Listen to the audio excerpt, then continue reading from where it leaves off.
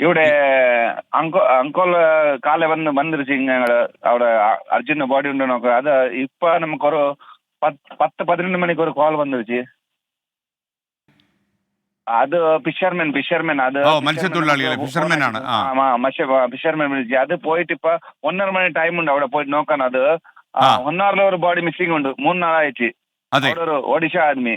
ഇപ്പൊ ഒരു സിറൂരിന്ന് ഒരു 25 കിലോമീറ്റർ தண்ணி கடல்ல இருக்குது. கடல்ல ഞാനിപ്പോ എനിക്ക് ഒരു കണ്ടിപ്പായുണ്ട്. അത് അർജുന്റെ ബോഡിയിൽ എന്നെ പറഞ്ഞ 1 hourல ഒരു 70 കിലോമീറ്റർ ദൂരത്തിലെ ഒരു മിസ്സിംഗ് ആയിട്ടുണ്ട്. ആ ബോഡി എന്ന് ചിലപ്പോ இருக்குது. 3 നാളാச்சு.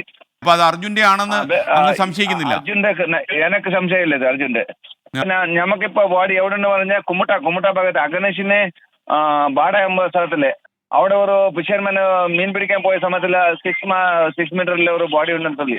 അപ്പൊ അവിടെ പോയി നോക്കണം. ഇപ്പൊ പോയി ഞങ്ങള് അത് ಈಗ അർജുന്റെ അല്ല ആയല്ലെന്നും പോയിട്ട് നോക്കുക. എനിക്ക് സംശയമുണ്ട് അത് അർജുന്റെ അല്ല. പിന്നെ പക്കത്തിലെ 1 hourல ഒരു ആള് മിസ്സിംഗ് ആയിട്ടുണ്ട്. അയാൾ കൺഫേം ആവും. എനിക്ക് ഞാൻ പോയിട്ട് നോക്കണം. ഇപ്പൊ അരുൺ പാറയ്ക്കൽ വിവരങ്ങൾ നൽകും. അരുൺ, എന്താണ് പുതിയ വിവരങ്ങൾ?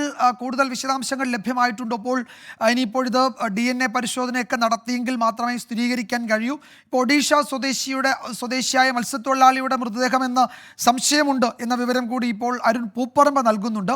എന്തൊക്കെയാണ് ഈ ഘട്ടത്തിൽ നൽകാൻ കഴിയുന്ന മറ്റു വിശദാംശങ്ങൾ? വിജയകുമാർ, ഇന്ന് രാവിലെ 11 മണിയോടുകൂടിയാണ് ഈ മൃതദേഹം കടലിൽ കണ്ടെത്തിയത്. ആദ്യം 11 മണിക്ക് കടലിൽ പോയ ഒരു വള്ളക്കാരനാണ്, ചെറിയ മീൻപിടുത്ത തൊഴിലാളിയാണ് ഈ മൃതദേഹം കണ്ടത്. തുടർന്ന് വലിയ ബോട്ടുകളെ വിവരം അറിയിക്കുകയായിരുന്നു. ഈ ബോട്ടുടമ അസോസിയേഷൻ, ഹോനാവാരയിലെ ബോട്ടുടമ അസോസിയേഷൻ പ്രസിഡന്റുമായി നമ്മൾ ബന്ധപ്പെട്ടിരുന്നു. അദ്ദേഹം പങ്കുവെക്കുന്ന വിവരം 3 ദിവസം മുമ്പ് അവിടെ നിന്ന്, അതായത് ഒരു ഒറീസക്കാരനായ മത്സ്യത്തൊഴിലാളി കടലിൽ പോയിരുന്നു. അദ്ദേഹത്തിന്റെ മൃതദേഹമാണ് ഇതെന്നൊരു വിവരം അദ്ദേഹം പങ്കുവെക്കുന്നുണ്ട്. പക്ഷേ ഔദ്യോഗികമായ ഒരു സ്ഥിരീകരണം ഇതുവരെയും വന്നിട്ടില്ല. പോലീസ് ഉൾപ്പെടെയുള്ളവ അവിടെ എത്തിയിട്ടുണ്ട്.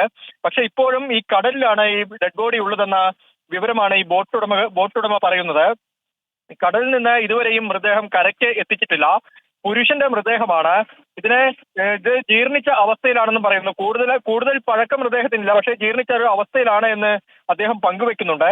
എന്തായാലും കരയിൽ എത്തിച്ചതിന് ശേഷം മാത്രമായിരിക്കും ഈ മൃതദേഹം ആരുടെ എന്ന കാര്യത്തിലൊരു വ്യക്തത ഉണ്ടാവുകയുള്ളൂ. ഈ പ്രദേശം, അതായത് ഈ ശിരൂരിലെ ഈ കുന്നിടിഞ്ഞ പ്രദേശത്ത് നിന്ന് 55 കിലോമീറ്ററോളം ദൂരമുണ്ട് ഈ ഒരു ഹോനാവാര കടപ്പുറത്തേക്ക്. ഈ കടപ്പുറത്ത് നിന്ന് ഏകദേശം ഒരു 7 കിലോമീറ്ററോളം ദൂരത്താണ്, കടലിലാണ് ഈ മൃതദേഹം കണ്ടതെന്നാണ് ഈ തൊഴിലാളി, അതായത് ഈ ചെറുകിട മത്സ്യത്തൊഴിലാളി അറിയിച്ചത്. അതിനുശേഷം ഇപ്പോൾ വലിയ ബോട്ടുമായി ആ ബോട്ടുടമ അങ്ങോട്ടേക്ക് പോയിട്ടുണ്ട്, അതായത് ഈ പ്രദേശത്തേക്ക് പോയിട്ടുണ്ട്.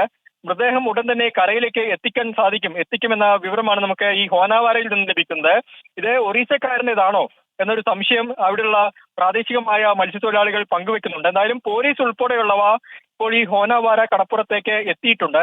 ഈ മൃതദേഹം ഉടൻ തന്നെ ഈ കടലിൽ നിന്ന് കരയ്ക്ക് എത്തിക്കും. അതിനുശേഷം വിശദമായ പരിശോധന, ഫോറൻസിക് പരിശോധനയും DNA ഉൾപ്പെടെയുള്ള പരിശോധന ആവശ്യമാണ്. അതിനുശേഷം മാത്രമായിരിക്കും ഇത് ആരുടെ എന്ന കാര്യത്തിലൊരു വ്യക്തതയുണ്ടാവൂ. വിജയകുമാർ, അപ്പോൾ ഇതിന് കൂടുതൽ സമയമെടുക്കും അതിലൊരു വ്യക്തത വരാൻ എന്നാണോ നമ്മൾ കരുതേണ്ടത്? ഇപ്പോൾ അരുൺ തന്നെ പറയുന്നുണ്ടല്ലോ, ഈ 3 ദിവസം മുൻപ് കടലിൽ കാണാതായ ഒരു ഒഡീഷ സ്വദേശിയുടെ മൃതദേഹമാകാനുള്ള സാധ്യതയാണ് കൂടുതലെന്ന്. അപ്പോൾ ആ വഴിക്കൊക്കെ ആയിരിക്കും ഇപ്പോൾ ഈ പരിശോധനയും അന്വേഷണവും ഒക്കെ നടക്കുന്നത്, അല്ലേ? വിജയകുമാർ, അത് തന്നെയാണ് ഈശ്വർ മാൽപ്പ ഉൾപ്പെടെയുള്ള ഈ മുങ്ങൽ വിദഗ്ധരൊക്കെ സൂചിപ്പിക്കുന്നത്. ഈ ശിരൂരിൽ നിന്ന് 55 കിലോമീറ്ററോളം ദൂരമുണ്ട്, അതായത് ഏറെ അകലെയുള്ള ഒരു പ്രദേശമാണ് ഈ ഹോനാവാര എന്ന് പറയുന്നത്.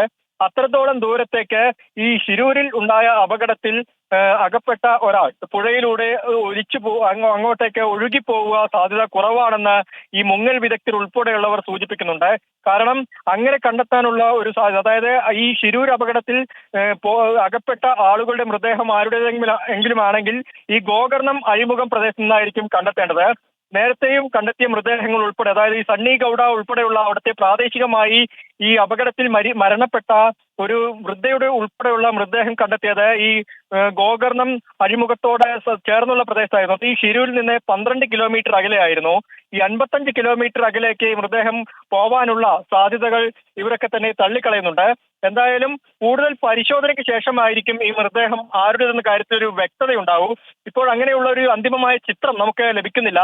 ഈ പ്രാദേശികമായ ഹോനാവാര കടപ്പുറത്ത് നിന്നുള്ള പ്രാദേശികമായ മത്സ്യത്തൊഴിലാളികൾ പറയുന്ന വിവരങ്ങൾ അനുസരിച്ച് ഇത് ഒറീസ സ്വദേശി, അതായത് 3 ദിവസം മുമ്പ് ഒരു ഒറീസ സ്വദേശി ഈ കരഭാഗത്ത് നിന്ന് കടലിൽ പോയിരുന്നു. അദ്ദേഹത്തെ പിന്നീട് ഏറെ തെരഞ്ഞെങ്കിലും കണ്ടെത്താൻ സാധിച്ചില്ല. മത്സ്യത്തൊഴിലാളികളൊക്കെ തന്നെ അദ്ദേഹത്തിന് വേണ്ടിയുള്ള തെരച്ചിൽ ആ പ്രദേശത്ത് നടത്തിയിരുന്നു. ഇന്ന് ഈ കരയിൽ നിന്ന് ഹോനാപാര കടപ്പുറത്ത് നിന്ന് 7 കിലോമീറ്ററോളം അകലെ കടലിലാണ് ഈ മൃതദേഹം ചെറുകിട വള്ളത്തിൽ പോയ ആളെ കണ്ടത്. ആ മത്സ്യത്തൊഴിലാളി ഉടൻ തന്നെ അത് ഒരു വലിയ ബോട്ടിൽ ആ പ്രദേശത്തുകൂടി വന്ന വലിയ ബോട്ടിലെ വിവരം അറിയിച്ചു. ഇപ്പോൾ ബോട്ടുടമ ഉൾപ്പെടെയുള്ള ആളുകൾ ഈ കടലിലേക്ക് തിരിച്ചിട്ടുണ്ട്. ഇത് ആരുടേതാണെന്ന് കണ്ടെത്താനുള്ള ശരി അരുൺ, എന്തായാലും ഈശ്വർ മാൽപേ പറയുന്നത് പോലെ മൃതദേഹം കണ്ടെത്തിയ സ്ഥലത്തേക്ക് അധിക ദൂരമുണ്ട്. രാജ്യസഭയിലേക്ക് നമ്മൾ പോവുകയാണ്.